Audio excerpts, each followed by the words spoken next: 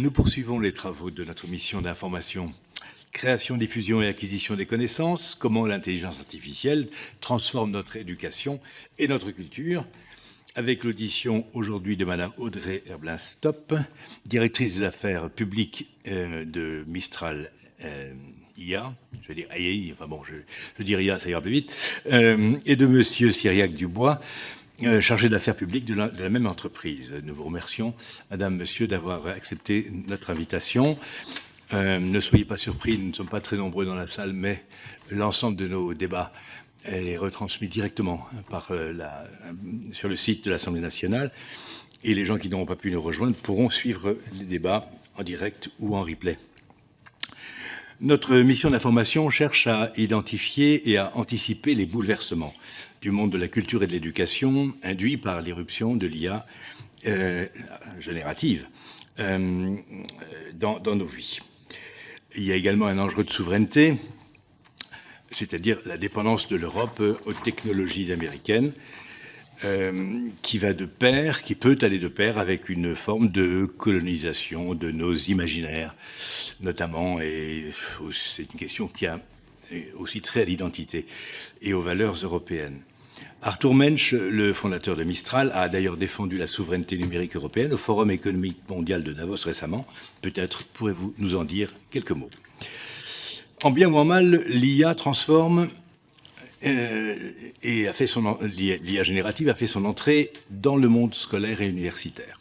Beaucoup de professeurs sont déconcertés, parfois méfiants, face à des outils qui risquent de les concurrencer, pense-t-il, dans ce qu'était alors leur monopole, la transmission du savoir. Mistral a lancé un partenariat avec plusieurs universités françaises. Quels en sont les objectifs et les premières réalisations? Et quels sont les bénéfices et les risques associés à l'utilisation de l'IA en matière éducative dans le scolaire et dans l'universitaire, y compris la recherche? J'ajouterai une chose, c'est la question de la langue française aussi. Les algorithmes sont tous, enfin 90% d'origine anglo-saxonne. Ils véhiculent forcément les valeurs de la civilisation anglo-saxonne. Quid de la francophonie et des valeurs que véhicule notre propre langue nationale? En bien ou en mal, donc, les choses avancent, et je voudrais vous demander également ce que vous pensez de la question du partage de la valeur et du droit d'auteur. Les représentants des auteurs s'estiment lésés par l'utilisation de leurs œuvres à des fins d'entraînement des systèmes d'IA, sans qu'on puisse exactement identifier les sources de ces entraînements. Des procédures judiciaires sont d'ailleurs en cours, et force est de constater que le règlement européen sur l'IA n'a pas apporté de réponse claire aux questions que se pose le monde de la culture. Une concertation entre les ayants droit culturels et les fournisseurs d'IA s'est tenue récemment. Quels enseignements avez-vous tirés? Que mettez-vous en œuvre pour respecter le droit d'auteur, qui est un principe cardinal du droit et de l'histoire de France? Je vais vous passer la parole. Nous allons travailler de la manière suivante. Vous avez 10 minutes, Madame, Monsieur, pour un propos liminaire, à peu près 10 minutes. Et ensuite, évidemment, Madame le rapporteur vous posera les questions qu'elle a préparées et que vous avez probablement reçues déjà au préalable. Très bien. Je vous passe la parole. Merci. Monsieur le Président, Madame la rapporteure, Mesdames, Messieurs, merci beaucoup de votre invitation à participer aux travaux de cette mission. Mistral, vous l'avez dit, incarne une ambition européenne, celle d'une intelligence artificielle indépendante, ouverte et au service de la diversité culturelle et linguistique. Fondée en 2023, donc c'est quand même encore très récent, notre entreprise s'est rapidement imposée comme une alternative crédible aux géants américains et chinois, ne les oublions pas, dans l'intelligence artificielle, en développant des modèles d'intelligence artificielle générative, open source, performants et conçus surtout pour redonner du contrôle à nos partenaires étant principalement des entreprises, des institutions, les services publics et les développeurs, donc les chercheurs et les développeurs informatiques. Notre approche, elle repose sur 4 piliers stratégiques. Le premier, c'est l'indépendance européenne. Les transformations qui sont permises par l'IA, vous l'avez mentionné, ne se limitent pas à des questions technologiques. Cette technologie est transformatrice, elle est révolutionnaire et elle va redéfinir les équilibres économiques, les équilibres sociétaux, les équilibres culturels. Il nous semble indispensable aujourd'hui de pouvoir disposer d'une alternative européenne dans cette technologie. Aujourd'hui, il y a une très forte domination américaine et chinoise en la matière et il nous semble indispensable d'avoir à minima une alternative européenne. On aimerait qu'il y en ait plus. L'open source, c'est la deuxième caractéristique de Mistral. Nos modèles sont conçus pour être portables, ouverts et accessibles. Le premier but de l'open source, c'est d'abord de démocratiser l'accès à la technologie, de permettre à tout à chacun de s'en saisir, de permettre aux développeurs de construire des applications sur cette technologie. Ça permet aussi de ne pas enfermer les partenaires dans une technologie. Ça veut dire qu'ils peuvent continuer à utiliser la technologie même si l'entreprise venait à changer de stratégie ou venait à disparaître. Et ça, c'est un point très important pour donner le contrôle à ses partenaires. Et puis, ça permet aussi de créer de la transparence et de permettre aux régulateurs, aux chercheurs de regarder comment ça marche. Sur l'open source, un point important, l'open source a été en danger de manière très importante aux États-Unis. Il y a de moins en moins d'acteurs qui prônent l'open source dans cette technologie, donc il nous semble essentiel que l'Europe, poussée par la France, puisse continuer à promouvoir le modèle open source en IA. La diversité linguistique et culturelle est fondamentale chez Mistral. Notre modèle, le premier modèle qui a été déployé par Mistral, le 7B, en septembre 2023, a été le premier modèle à être entraîné nativement sur d'autres langues que l'anglais américain. Le 7B a été entraîné sur du français, sur de l'allemand, sur de l'italien et sur de l'espagnol. Et c'est fondamental, c'est une nécessité, d'abord pour créer la confiance avec les utilisateurs, pour créer de l'adoption, mais aussi pour la survie de notre diversité et de notre patrimoine. Cette diversité, elle n'est pas un luxe, c'est une nécessité pour éviter une uniformisation des savoirs et des expressions, et on pourrait y revenir plus tard. Et enfin, un point très important dans la manière dont on approche les choses, nous sommes avant tout une entreprise qui fait du B2B, c'est-à-dire qui vend ses solutions à des entreprises et aux services publics. Et nous avons effectivement une solution qui s'appelle le chat, qui est un démonstrateur qui permet de montrer à tout le monde le pouvoir de cette technologie, mais avant tout, nous servons les entreprises et les services publics. Aujourd'hui, nous avons déployé plus de 25 modèles de toute taille, notamment des très petits modèles qui sont capables d'être déployés sur des appareils et d'opérer sans connexion Internet, ce qui est un vrai avantage quand on pense à des solutions embarquées. On a un partenariat avec Stellantis, notamment dans l'automobile, mais aussi dans la défense. Et on a tout un tas de modèles, des modèles de code, des modèles de mathématiques, et puis des modèles spécialisés en langue. Mistral Saba, par exemple, qui est le meilleur modèle en arabe qui existe. En plus des modèles, on a des outils d'orchestration et de déploiement. Et on a également lancé récemment Mistral Compute, qui est donc un service d'infrastructure de puissance de calcul spécialisé dans l'IA, décarboné, et qui est destiné à notre entraînement de nos modèles dans un premier temps et ensuite à des services commerciaux auprès des entreprises qui en auront besoin. Cette infrastructure, elle est située pour l'instant à Bruyères-le-Châtel dans l'Essonne.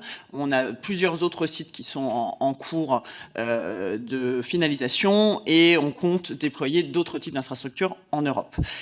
C'est essentiel, ce sont des investissements significatifs, mais quand on parle d'indépendance, il est aussi essentiel pour nous d'organiser notre indépendance sur l'ensemble de la chaîne de valeur. Je voudrais vous livrer quelques réflexions initiales sur la manière dont l'intelligence artificielle transforme notre éducation et notre culture, et puis après peut-être démarrer l'échange. La première réflexion, c'est le fait que l'IA, effectivement, on le sait tous, représente une chance d'accès facilité à la connaissance, à condition qu'on s'engage à ne pas creuser les écarts entre les apprenants. On le sait, il y a déjà des écarts importants dans l'accès au numérique et ces écarts peuvent se creuser davantage avec l'intelligence artificielle. Et la langue est fondamentale dans cette question de réduire les écarts. Il est donc essentiel, pour préserver la diversité linguistique de ces modèles d'IA, de pouvoir faire en sorte que les modèles intègrent toutes les langues et tous les contextes. Sinon, on risque de marginaliser des pans entiers de notre patrimoine. Donc, la première chose qui est centrale, c'est effectivement que ces modèles puissent voir le maximum de choses diverses et variées dans le maximum de langues pour être capables ensuite de produire des contenus dans la langue, et pas juste la langue, mais aussi dans le contexte. Ensuite, l'IA interroge la nature même de l'apprentissage. Moi, j'ai assisté à un échange entre mon CEO d'Arthur Mensch et des journalistes. Le journaliste demande à Arthur Mensch, j'ai un enfant qui doit avoir une dizaine d'années, est-ce que je peux lui mettre de l'IA entre les mains pour faire ses devoirs? La réponse d'Arthur Mensch, qui est un chercheur, a été très claire. La réponse est non. Le cerveau a besoin d'apprendre et de se muscler. Donc, l'IA est un outil et l'IA doit rester un outil. Il ne doit pas se substituer au regard critique sur ses productions. Les modèles sont probabilistes, ils ne sont pas factuels. Il faut rappeler en permanence comment fonctionne l'IA. L'IA prédit le mot suivant. Point. Ils sont de plus en plus avancés, ils sont de plus en plus évolués, ils arrivent à avoir des analyses de plus en plus fines. Pour autant, cela reste des modèles mathématiques probabilistes.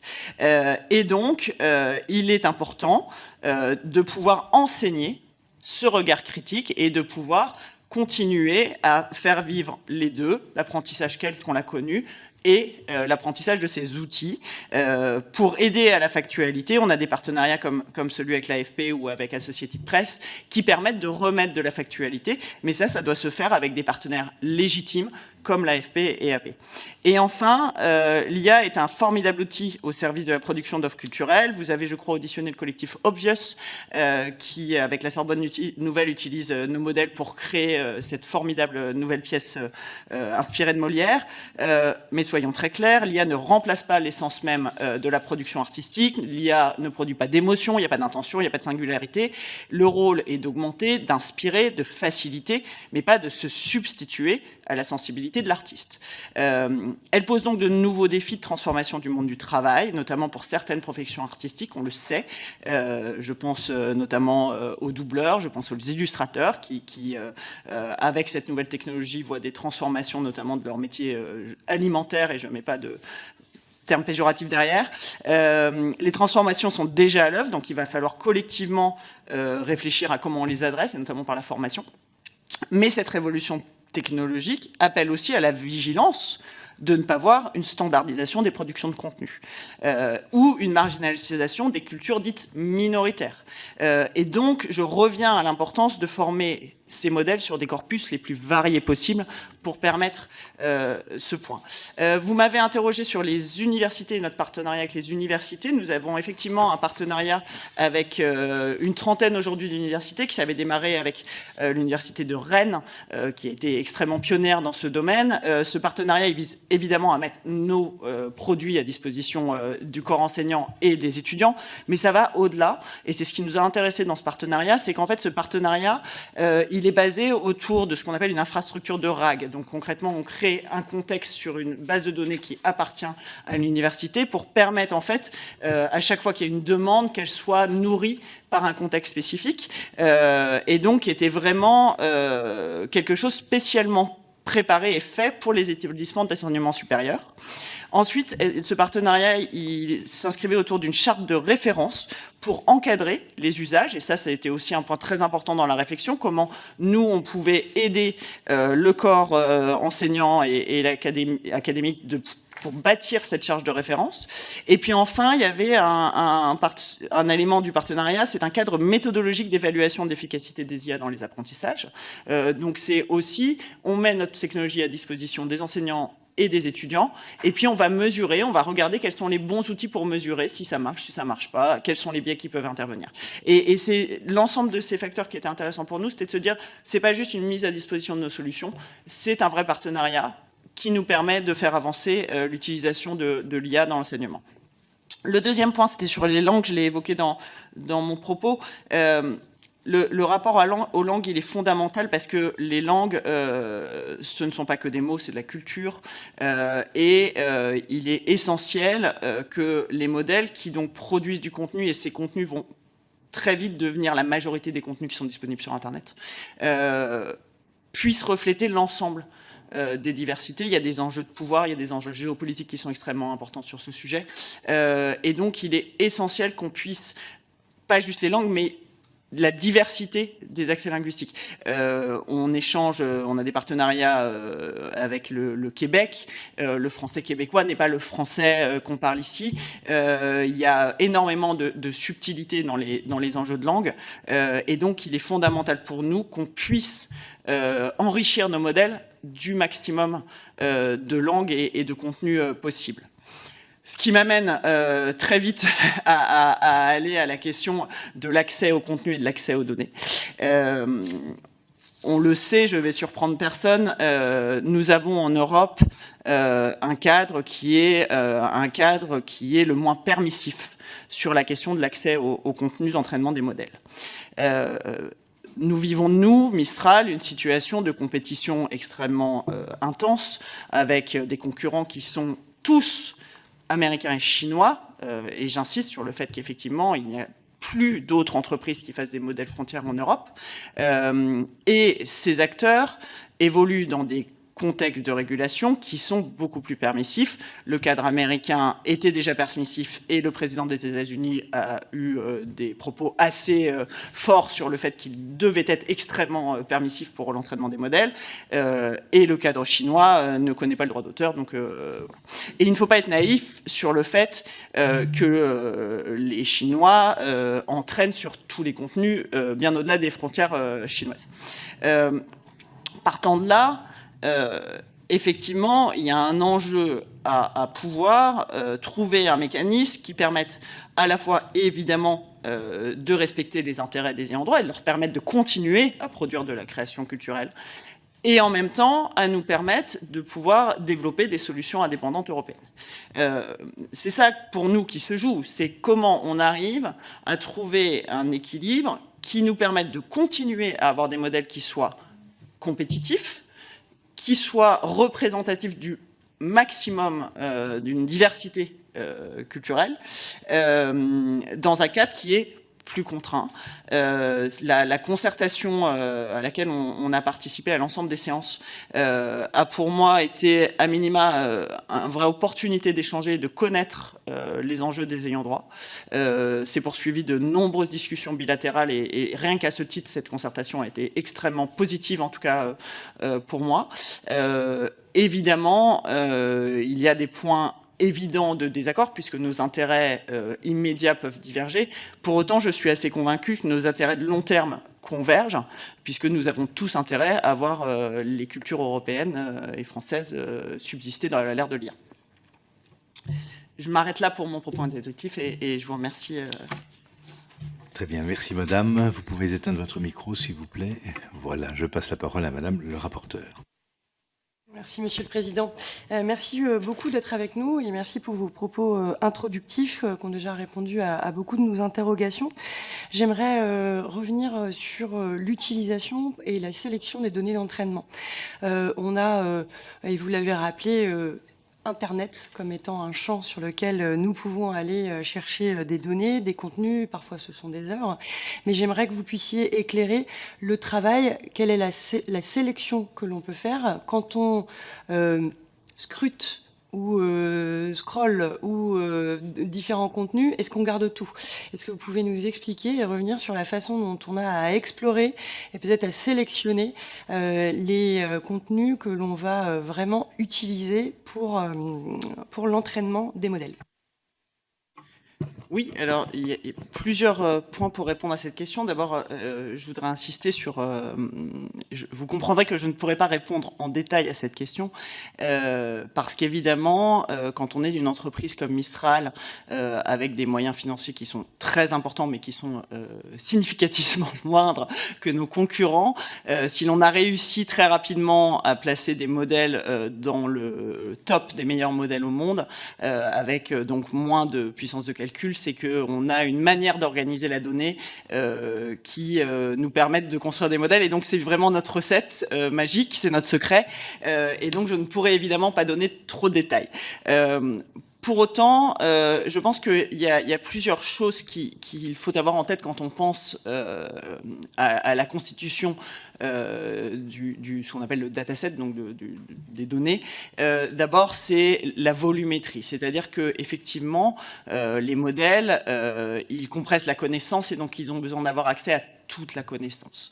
Ils ont besoin d'avoir accès à des corpus qui sont à la fois des corpus extrêmement sérieux, extrêmement... donc des livres d'école, par exemple, seraient quelque chose qui serait très idéal. Et en même temps, ils ont besoin d'avoir accès à du vocabulaire de tous les jours, parce que quand il va y avoir une question qui est posée par les gens, eh ben, c'est une question qui va être formulée dans un vocabulaire de tous les jours, et donc il va devoir le comprendre. Ce qu'il faut avoir en tête aussi, c'est que la manière dont fonctionnent les modèles, c'est un peu comme si vous rentrez dans une bibliothèque, vous lisez une dizaine de livres, vous ne connaissez pas mot à mot ce qui s'est dit dans le livre, et 3 semaines plus tard, lors d'une discussion, vous allez vous rappeler d'un concept. Est-ce que vous allez être capable de l'attribuer à un livre? Parfois oui, parfois non, en fonction du nombre de fois où vous l'avez vu. Ça fonctionne un peu de cette manière-là. C'est-à-dire que ça ne mémorise pas l'ensemble des choses, sauf à les avoir vues de manière très fréquente. Et ça n'a pas grand intérêt de les voir de manière très fréquente. Donc, nos équipes, elles vont essayer de sélectionner le maximum de données dans des langues très variées. Et donc ça, c'est un point qui est très important pour nous, c'est effectivement de se dire comment on va s'assurer qu'il y ait des pourcentages de langues suffisamment représentatifs, tout type de langage. Et puis après, quand on va vouloir faire des modèles plus spécialisés en mathématiques, évidemment, on va surpondérer les mathématiques. Quand on va vouloir avoir un modèle qui sera meilleur dans un certain domaine, on va le surpondérer. Et puis aussi, derrière, on va trier au sens où on va éviter la déduplication. La déduplication, ce serait se dire, vous avez des choses qui reviennent tout le temps sur Internet, qui sont présentes en surabondance. Si le modèle, il les voit trop, ça va déformer son rapport aux choses. Et donc cela, en fait, c'est effectivement des masques qui permettent de retirer des choses qui auraient été présentes à de trop nombreuses reprises. Et donc ça permet effectivement de nettoyer une partie du dataset. Il y a plein d'autres choses sur lesquelles on va nettoyer le dataset. Je pense notamment au contenu d'exploitation sexuelle des enfants. Ça, c'est un point qui est évidemment extrêmement fondamental grâce à des algorithmes. Et puis, on va pouvoir aussi, par ce processus, mettre en œuvre l'opt-out lorsque on a effectivement une qualification fine des contenus qui ont fait l'objet de l'opt-out, et on sait tous aujourd'hui qu'il y a beaucoup de difficultés techniques à le mettre en œuvre. Je ne sais pas si j'ai répondu à l'entièreté de votre question, Madame la rapporteure. Oui, on a compris que vous ne pouviez pas non plus donner la recette totale de ce que développe votre entreprise, au risque de livrer aux concurrents vos atouts. Mais pour autant, vous êtes intervenu en citant l'opt-out. Donc, effectivement, on a beaucoup, et on a eu l'occasion au sein de la Commission des Affaires européennes d'interroger ce qui peut être compatible ou incompatible entre, d'un côté, la directive droit d'auteur qui autorisait par son article 4 le droit de fouiller les données et les textes, et puis de l'autre côté, le règlement sur l'intelligence artificielle, première réglementation en la faveur, et qui invitait et exigeait qu'on puisse respecter le droit d'auteur. Aujourd'hui, l'exercice du droit de retrait n'est pas satisfaisant, puisque d'un côté, difficile pour les ayants droit de pouvoir l'exprimer, et pas facile non plus pour ceux qui développent les modèles d'IA d'en prendre connaissance. Alors bien sûr, on est sur les premiers mois d'application de ce que le règlement d'IA peut avoir, mais parallèlement, vous avez aussi une émotion légitime des acteurs de la culture qui disent: on a pillé tous nos contenus, on les a utilisés, nous n'avons pas été soumis à une demande d'autorisation ou un droit à rémunération. Et donc vous avez d'un côté des essais de négociation. Alors, vous avez d'ailleurs conclu des accords avec l'AFP ou l'AP pour pouvoir disposer des contenus qui sont ceux des contenus d'information. Mais de l'autre côté, vous avez pu aussi avoir le dépôt d'une proposition de loi des sénateurs qui, en droit français, veulent inverser la charge de la preuve en assumant une présomption d'utilisation par les fournisseurs de modèles d'IA des contenus soumis au droit d'auteur. Alors, qu'est-ce que cela pose comme question pour vous ? Comment appréciez-vous la mise en œuvre du règlement EA sur la question du respect du droit d'auteur. Quelle est votre interprétation de l'article 4 de la directive de 2019 sur le droit d'auteur à l'ère numérique? Et que pensez-vous de la proposition de loi des sénateurs sur la présomption d'utilisation? Qu'est-ce que ça pose pour vous en termes de contraintes de développement, peut-être d'incertitude aussi de développement, et comment ça a eu une conséquence sur la place de ce modèle à l'ambition européenne qui est Mistral AI par rapport à ses concurrents? Sur la mise en œuvre du RIA, il y a plusieurs points. On a été extrêmement, Mistral, on a été très actifs dans les discussions sur le code de pratique. Ce sont des discussions qui ont été très longues, très complexes. Je dirais qu'il y a une...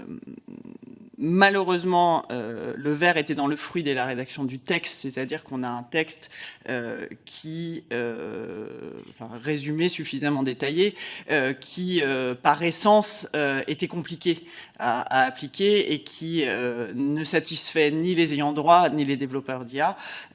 Et effectivement, on en voit aujourd'hui très concrètement la difficulté à le mettre en œuvre maintenant qu'on est passé dans cette phase de conformité. C'est effectivement un texte qui est compliqué à mettre en œuvre, et notamment sur comment on fait en sorte d'avoir à la fois cette capacité à innover et voilà, à respecter le droit d'auteur, à fournir des éléments tout en respectant le secret des affaires. On se trouve dans une situation qui est effectivement très complexe et qui est donc insatisfaisante pour tout le monde. Et c'est regrettable. Sur la question de l'opt-out, un mécanisme technique qui permettrait d'arriver à apporter de la sécurité juridique à tout le monde serait un monde idéal, mais pour autant diminuerait la part de contenu européen dans les données d'entraînement.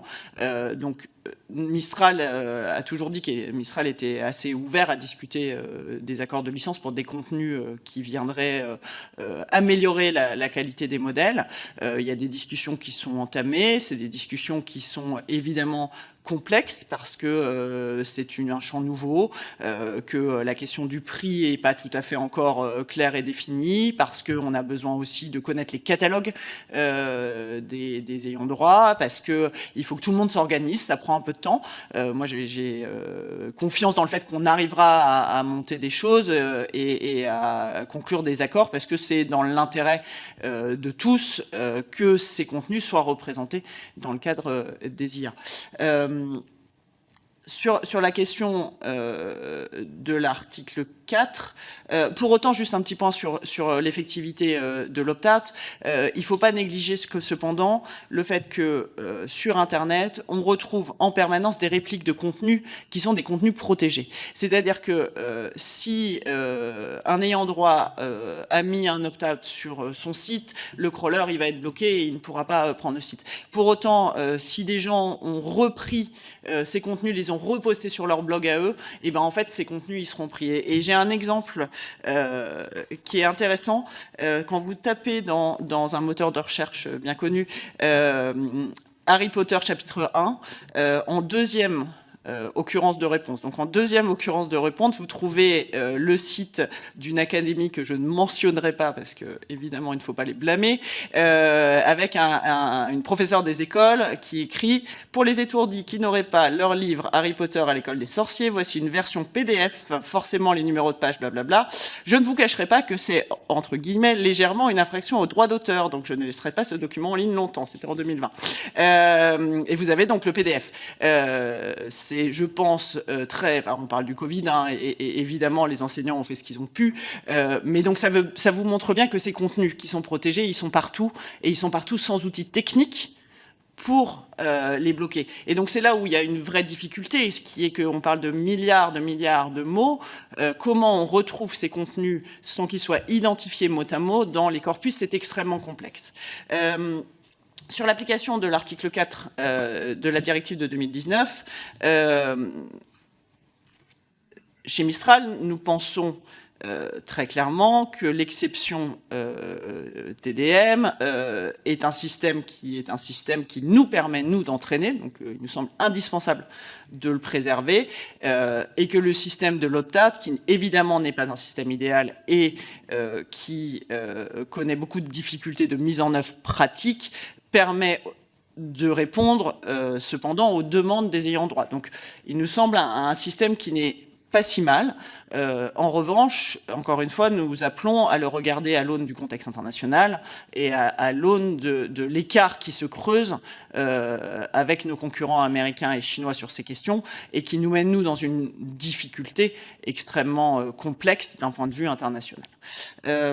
Enfin, sur la proposition de loi sénatoriale qui vise à mettre en œuvre la présomption d'usage, on a eu des propos assez critiques à l'égard de cette proposition de loi.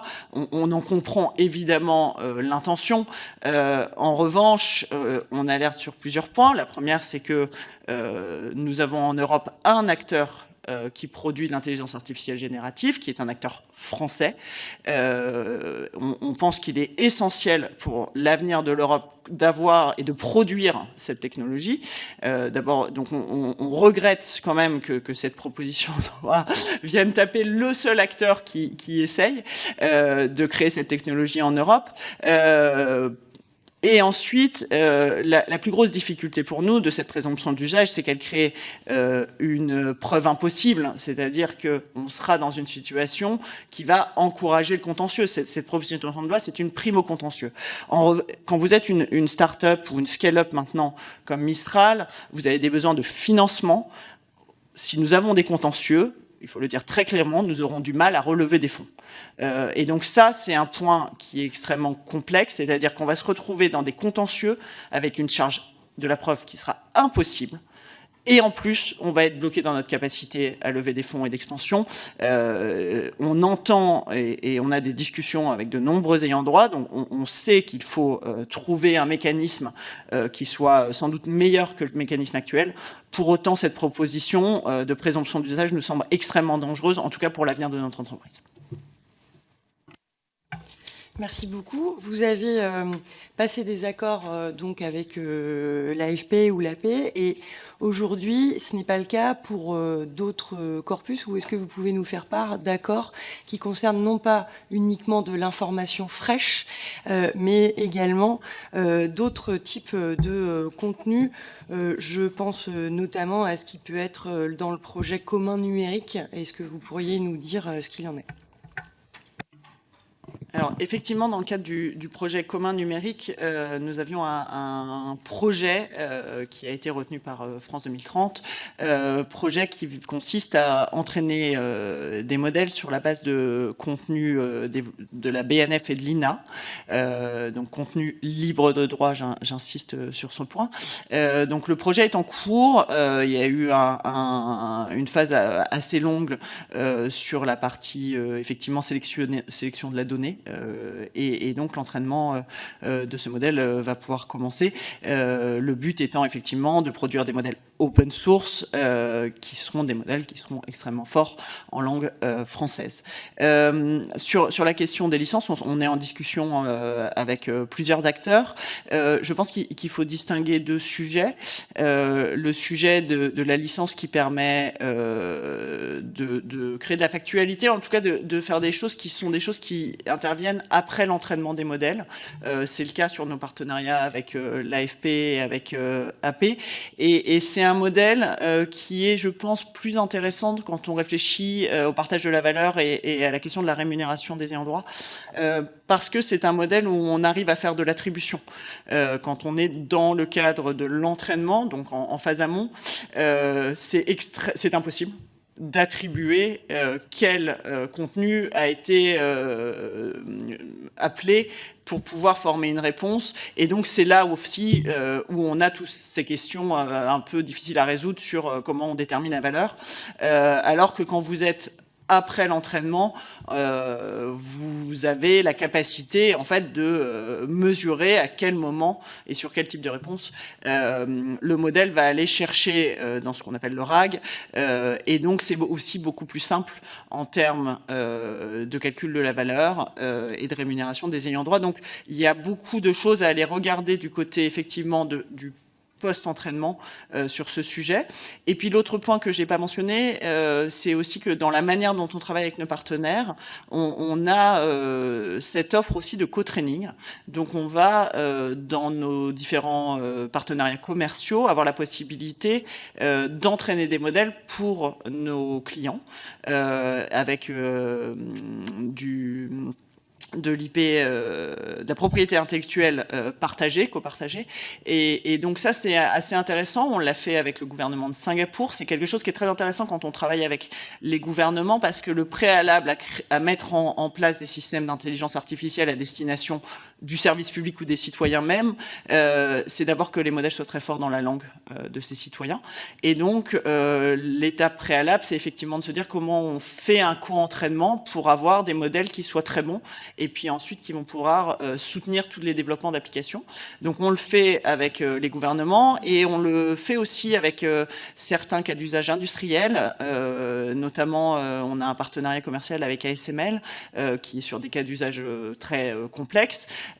Et donc là, il y avait un besoin effectivement de développer des modèles qui soient très très forts dans leur technicité. Et on le fait évidemment sur des infrastructures extrêmement protégées pour garantir la sécurité des données.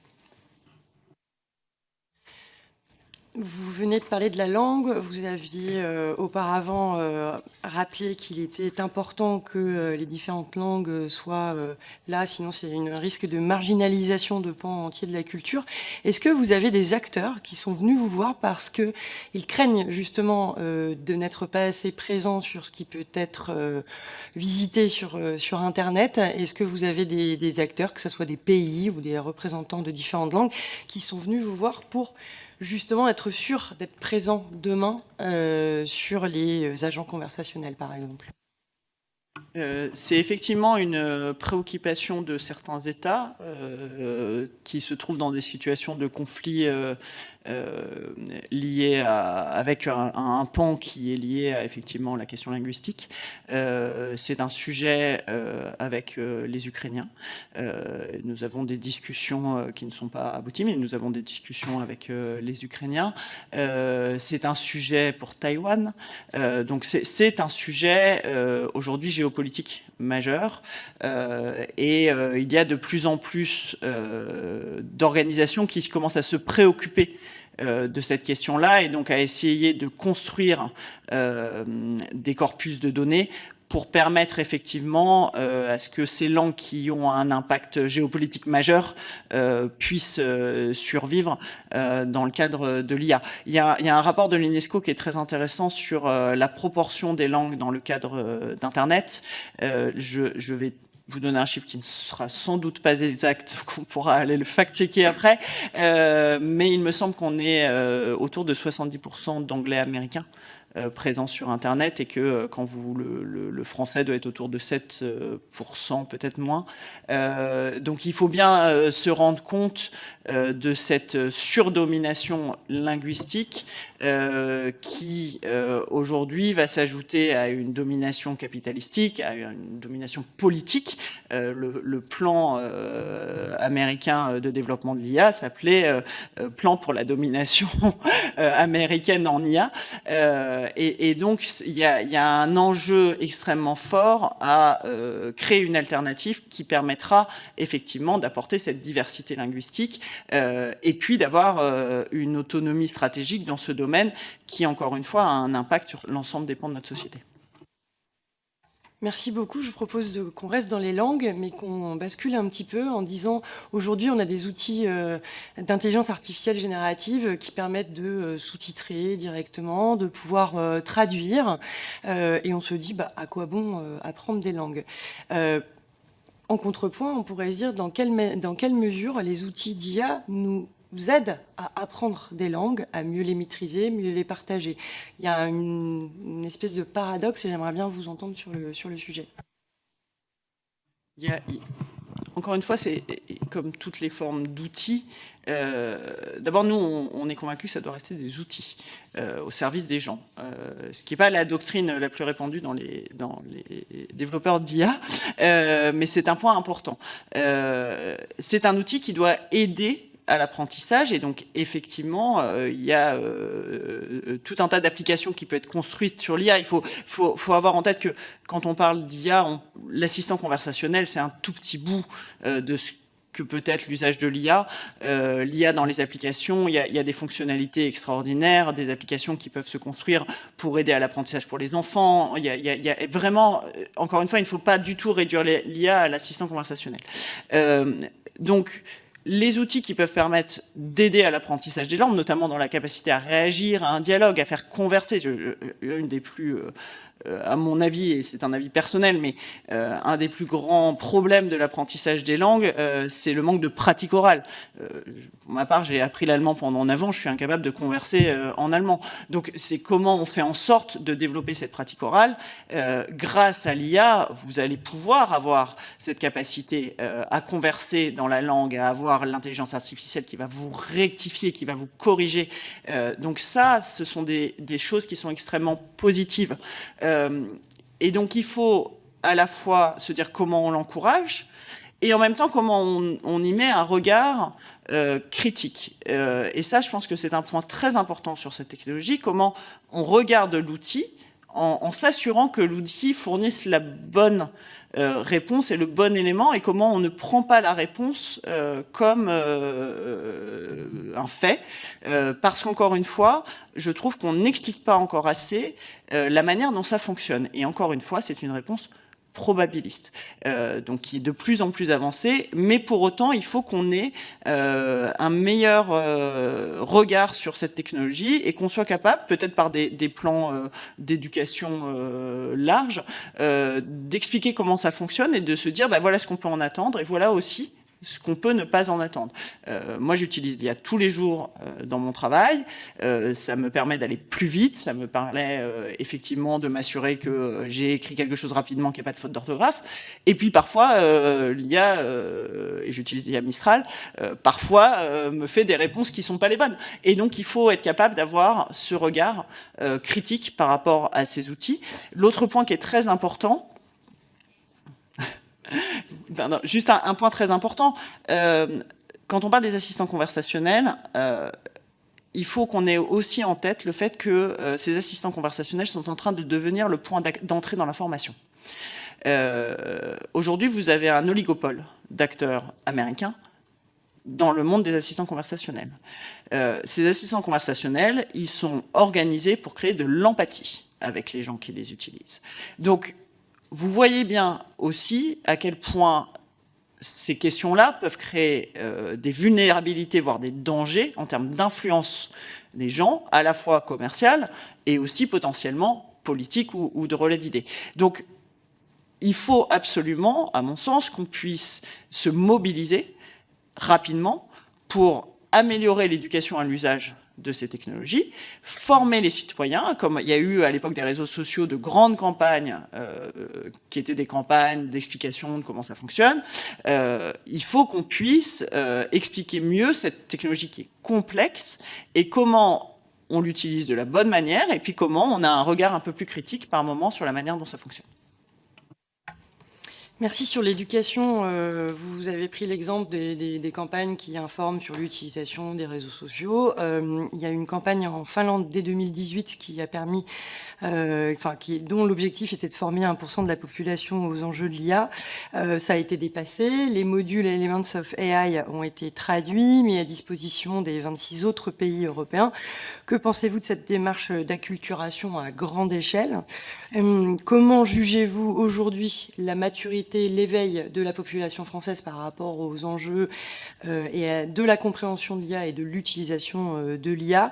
Et puis, comme vous avez bien pointé aussi le rôle de l'utilisation de l'IA, parfois pour inonder de fausses informations l'ensemble de ce qui nous permet normalement d'accéder à l'information, je voudrais vous donner l'occasion de pouvoir nous dire dans quelle mesure l'IA n'est pas seulement une cause, mais peut-être une solution pour repérer les fausses informations et lutter pour meilleure information. On connaît les enjeux démocratiques afférents.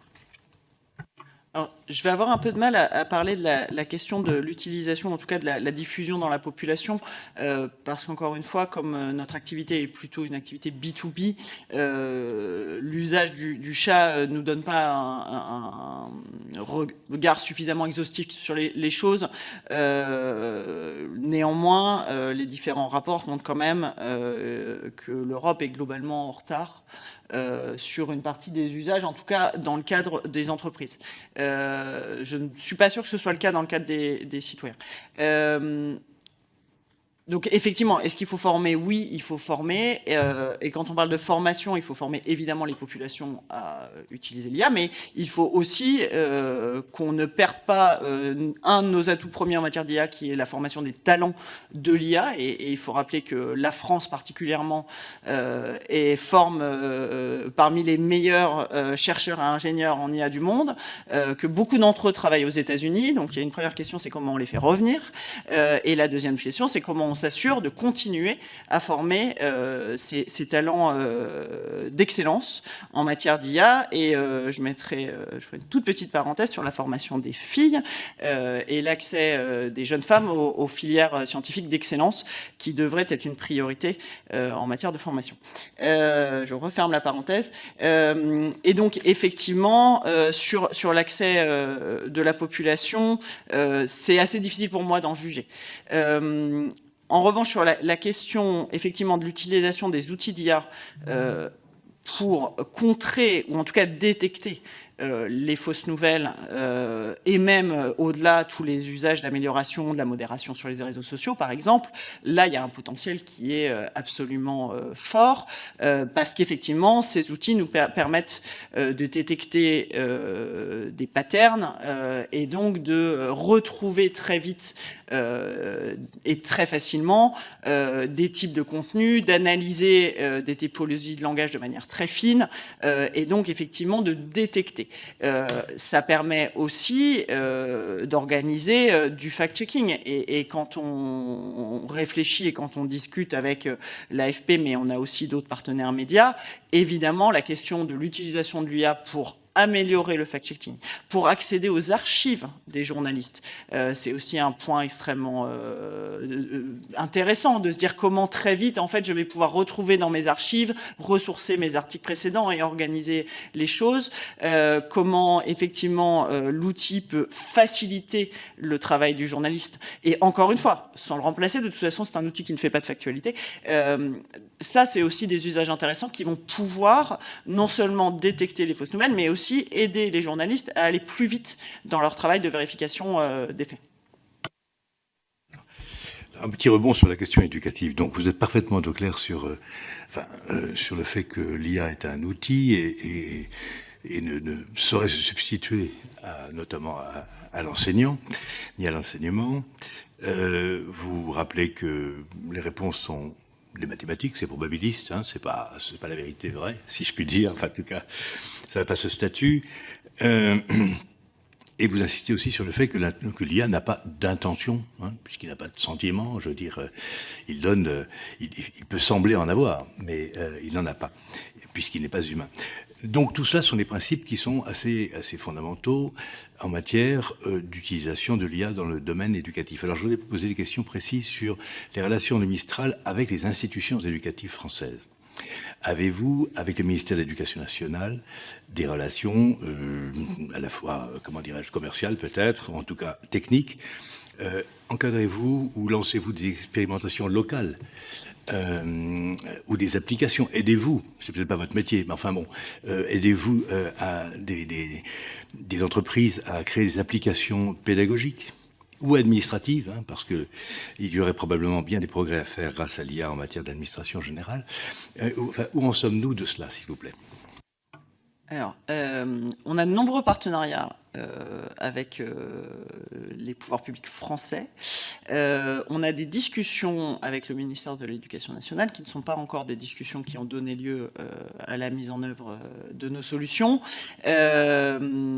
Il y a un point pour nous dans ces discussions qui est qu'effectivement, on souhaite, côté Mistral en tout cas, que effectivement notre technologie puisse être mise à disposition des élèves et des enseignants, et il nous semble extrêmement important surtout de servir les enseignants, parce qu'aujourd'hui les élèves ils utilisent l'IA, c'est comment on fait en sorte que les enseignants aient accès aux mêmes outils, et pour nous il y a aussi un sujet quand on pense à cette question qui est le sujet de l'âge. Nous on souhaiterait que nos dispositions soient mises à disposition des étudiants au lycée, des élèves au lycée, pour aussi avoir rapport à l'âge digital, l'âge numérique, et faire en sorte que ces pratiques soient bien encadrées. Et évidemment, en parallèle, que ce soit accompagné d'un travail avec le Clémy ou une autre institution pour doter les élèves des clés d'utilisation. Donc tout ça est en cours de discussion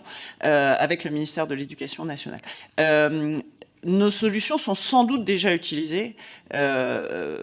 Comme on fait des modèles open source, tout le monde peut prendre nos modèles et créer des applications dessus, sauf qu'on ne le sait pas. Mais nos solutions sont, en tout cas je l'espère, déjà utilisées dans un certain nombre de classes et par un certain nombre d'enseignants. Il y a des applications très intéressantes de l'IA dans l'enseignement, notamment sur la personnalisation des exercices, qui permettent effectivement aux professeurs de passer plus de temps avec les élèves et moins à essayer de personnaliser les exercices. Et donc, on a un certain nombre de partenariats avec les pouvoirs publics. On a annoncé récemment un grand partenariat accord cadre avec l'Amiad, donc dans le cadre du ministère de la Défense.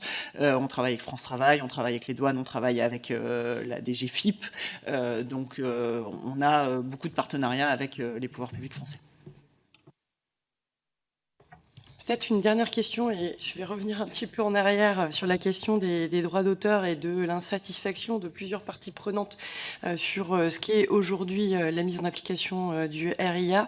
On a, dans les travaux de la Commission des affaires européennes, parlé de la mise en place d'un tiers de confiance qui pourrait être à l'interface entre, d'un côté, les développeurs d'IA qui confieraient et déclaraient non pas un résumé suffisamment détaillé des contenus qu'il a utilisés, mais l'ensemble, soumis à un secret pour respecter le secret des affaires, mais en transparence, donc pas de publicité, mais en transparence, et de l'autre côté, être à la disposition des ayants droit pour récolter leur droit de retrait ou, au contraire, pourquoi pas, aussi les déclarations de j'autorise tous ces contenus à être travaillés et servir à l'entraînement. Qu'est-ce que ça pose comme défi juridique, technologique, économique? Qu'est-ce que ça apporte aussi en termes d'opportunités? Et est-ce que ça aiderait à pouvoir voir quelle est la valeur et la valeur concertée du point de vue des ayants droit, mais aussi de ceux qui l'utilisent, pour avoir le cadre d'une base pour pouvoir passer des licences, des négociations plus éclairées? Je vous remercie de soulever ce point parce que c'est effectivement une solution que Mistral avait suggérée au moment des débats. Effectivement, le fait de pouvoir recourir à un tiers au sein de l'IA Office ou d'une autre entité nous semblait être un moyen de réunir un petit peu les deux mondes et surtout de traiter notre problème principal, qui est le problème du fait que le résumé est censé être public.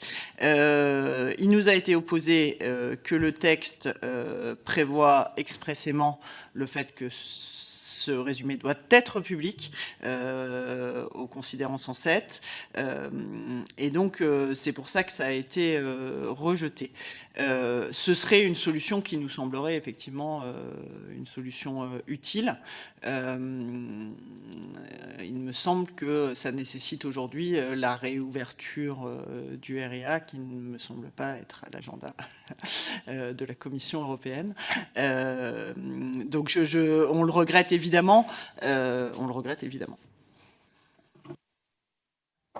Est-ce que la mise en place d'un tiers de confiance, puisque effectivement le RIA demande un résumé suffisamment détaillé public, mais n'interdit pas forcément la création d'une tiers de confiance qui aurait la garde du secret, est-ce que pour vous, il faut vraiment réouvrir le règlement ou ça peut être via un autre... Il y a 2 points là-dessus. Le premier, c'est que la duplication des charges administratives de conformité est quelque chose d'un peu complexe à gérer pour une entreprise comme la nôtre. Donc s'il faut... Enfin, pour moi, c'est du ou. S'il faut que je fasse un résumé et en plus que je mette à disposition mon dataset, ça commence à devenir une charge administrative un peu complexe. L'autre point, c'est la question de l'hébergement des données, parce que on parle de volumes qui sont extrêmement importants, où sont hébergées ces données, qui payent cet hébergement, comment on cherche dans ces données, comment on trouve dans ces données. Je pense qu'il ne faut pas sous-estimer la complexité liée à la volumétrie. Et donc effectivement les modalités pratiques, c'était notre suggestion. Donc on pense que effectivement ce tiers de confiance peut constituer une solution ou en tout cas une manière de réunir les problématiques de chacun. En revanche, si on devait aller dans cette voie, les modalités concrètes et pratiques d'un tel système devraient donner lieu à un examen approfondi, parce qu'encore une fois, on parle de volumétrie extrêmement importante. Très bien, nous arrivons au terme de nos échanges et nous sommes très honorés d'avoir pu rencontrer, je vous le dis sincèrement, et Madame Calvez est sûrement d'accord avec moi, d'avoir pu rencontrer un champion français et européen de l'intelligence artificielle générative, parce qu'au fond, au fur et à mesure que nous avançons dans nos auditions, dans nos réflexions, nous voyons bien que le fil rouge de tout cela, c'est la question de la souveraineté numérique. C'est un enjeu, vous l'avez dit vous-même, géopolitique, stratégique, existentiel presque, pour nous, pour l'Europe. Et manifestement, Mistral est très engagé dans ce domaine-là. Vous défendez l'exception culturelle française, mais vous défendez bien au-delà de cela l'exception culturelle européenne et même extra-européenne, puisque par exemple l'espagnol est davantage parlé finalement en Amérique qu'en Espagne, enfin dire en termes de locuteurs. Hein, et donc pour l'arabe aussi, par exemple. Enfin, bon, toutes les langues qui ne sont pas anglo-saxonnes, vous les mettez en avant et je pense que vous faites œuvre utile. Et vous nous avez également bien informés sur l'étendue de vos savoirs et de vos ambitions. En tout cas, de tout cela, nous vous remercions très sincèrement. Merci beaucoup.